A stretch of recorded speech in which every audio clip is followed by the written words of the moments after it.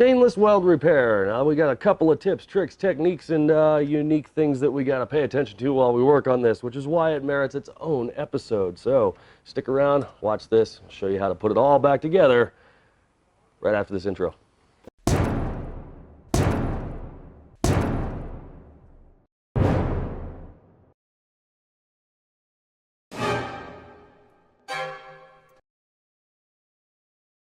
Okay, stainless steel. I love this stuff. I really do. It's not my favorite metal, but definitely one of my top metals that I love to work with. Now, this one is completely cracked. We have lots of cracks that go through here. I'll get you some close-ups of those in a minute, but the ultimate deal with this was we just ended up remaking this piece. So since the customer left this piece here, said do whatever you want with it, I figured it would make a fantastic episode on how to repair stainless steel. Now, we do have a really fantastic episode about making welds on stainless steel and working with it, and the secret to working with stainless steel. And you definitely want to check that out, video card.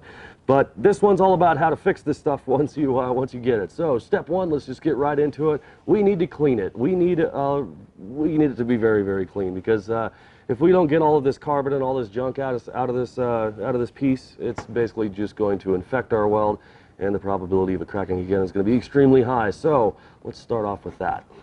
Quick and easy right off the bat. We take a look at this. You can see our crack. Now these welds, it's not like they're terrible, but I'm pretty sure we'll figure out exactly what happened and why as soon as we get it all cleaned up. So we'll give it a good shot of acetone, grab a hold of a wire brush attached to my drill. I'm just going to stick it down inside of there and get it all scrubbed out. Nice and easy.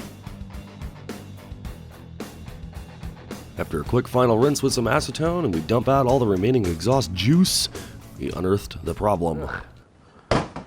Oh, we found the problem. There was zero penetration on this piece. Absolutely none. That's definitely a problem. Now, ideally, when you find a repair like this that is, not penetrated, or you find a major cause like this, best if you just let your client know or your customer know and offer to remake the part completely. It's going to save them in the long run. But if you had to repair it, grab a hold of something to start by cleaning it up. We want to get bright, nice, and shiny metal, and as soon as we have our surface prep pad and attack it there, we can actually see that there's still a bunch of junk laying in the cracks there, which that has to come out as well. And the best way to do that, it's not all going to come out of there, it's almost impossible, but try to chase out as much as you can with a good wire brush and some acetone, usually just to knock it down. See if you can get as much out of there as possible. Again, not going to be perfectly clean, so just kind of got to deal with it. Now, this is stainless steel, so we do have to purge it, and in order to do that, you can use whatever you need or whatever you got laying around. In this case, I'm going to use a combination of aluminum foil and some purge plugs. Now, the aluminum foil just go in the bung, the purge plugs go in one side and out the other, basically. And as soon as we get over to the bottle, we'll turn this on and get it filled up. I'm going to set this to about 10 to 15 CFH or so, because that crack is relatively large. And you can see at the beginning here where it actually starts, or roughly where it starts is right in between these two pies, and then it circles around, propagates through, cracks up, goes up another pie. So the idea here is we need to weld all of it in order, or at least 360 degrees of that pie, and then worry about where the crack ran off to. So first things first, I usually like to make sure that I have everything nice and tacked together. Otherwise, you notice that when you start welding stainless, it starts to move, it starts to shift, it starts to distort quite a bit. So the more tacks you have on there, keeping those cracks in place or keeping them still, the more likely your part will stay fit well to the car when you put it back on, if you were keeping this. So all of the welds here, we're pushing right about 65 amps or so, and I'm trying to move steady on it. But the biggest problem that you're going to find is this is so heat worked and so used, and you don't really know the condition of the metal, and it's very dirty. You're going to find that it doesn't necessarily weld extremely well, and you can actually see some of that stuff is actually flying out of those welds. There's a lot of contaminants that are getting in there, and it's kind of destroying it as you go. And you can see that there's a lot of color that's going in this thing for only 60-65 amps tops. This stuff it's kind of nasty, it's kind of gnarly, it's welding all kinds of funny, and that's very typical for something like an exhaust part for stainless steel here. So again, just kind of moving in, out, hello, goodbye, as quick as possible, nice and easy, but heavy with the making sure that we try to get our penetration as best as we can here to ultimately make this thing really hold.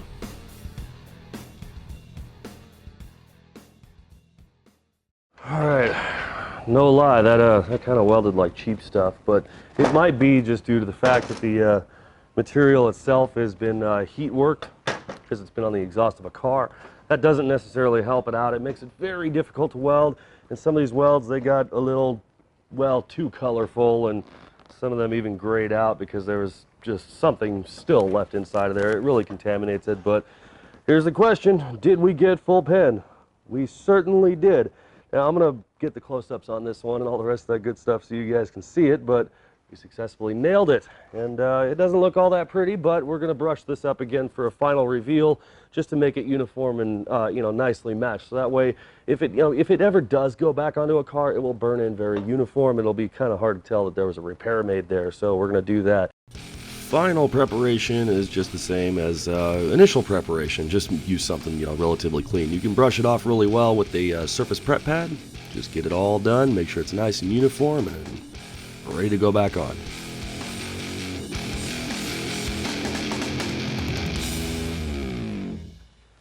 Alrighty, good as new-ish. I mean, well, either way, it works. Here's the problem. There's no saying that these welds will not crack again, especially the ones that were not repaired. Since they had no penetration to begin with, they're probably going to crack later on down the road. There's just no saying it won't happen. The repairs, even though we managed to get some really awesome full pen on it, they might crack again too. There's just no saying that it's going to hold, and that's something that if you are doing this for somebody else, you need to let them know and actually advise them that it's probably going to be problematic in the future. There's just no knowing if it's going to happen or not. But either way, if you had to make the repair for short term or anything like that, and this is the result, this is good, cool, plan on remaking it. Ultimately, at the end of the day, this piece came in for a crack repair. The ultimate solution: rebuild it. This is what it looks like. But either way, that's going to wrap it up for this episode. I want to thank you guys for watching. As always, don't forget to subscribe to the Fabrication Series YouTube channel and ring that bell because we got some really awesome stuff going on in the community tab, background stuff, giveaways, all kinds of other crap going on. But either way, if you need to get in touch with us, you can hit me up on the fabricationseries.com website, Instagram at the.fabricator, facebook.com/thefabricatorseries. Check the description below. Get all the info you need there. We'll see you guys on the next episode.